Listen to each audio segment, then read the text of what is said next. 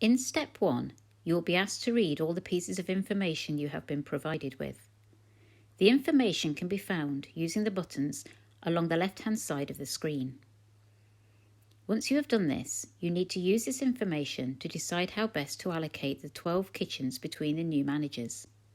Remember, if you knew for certain that one of the new managers was better than the other two, then you would allocate all 12 kitchens to them. You must use all 12 kitchens for your allocation. In step 2, you will be given the opportunity to exchange information with your teammates. To exchange information, you must first choose a piece of information to talk about.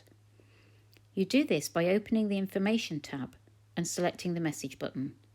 Then you must select the preference you think this piece of information implies.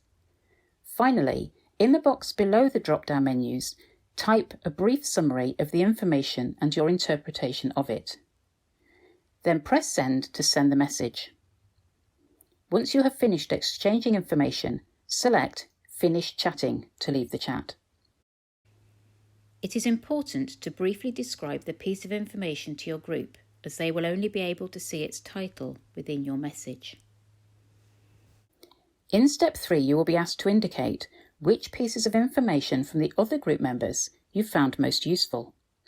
You do this by selecting the Like button next to your chosen messages. In step 4, you will be asked to update the allocation decision from step 1 based on the new information that you have gained from the rest of your group. Please note, you can choose the same allocation as you chose previously if you wish to do so. In step 5, you'll be asked to make a group decision.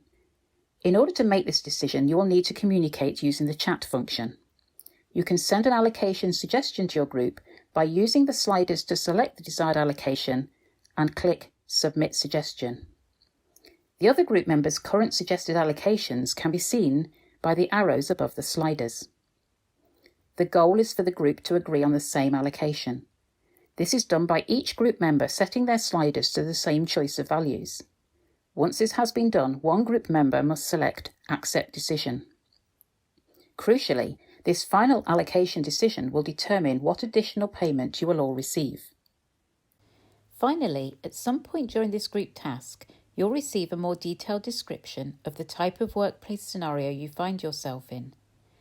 To carry out the task properly, you must always bear in mind how this scenario relates to both the task you're undertaking and the other board members who you're carrying out the task with.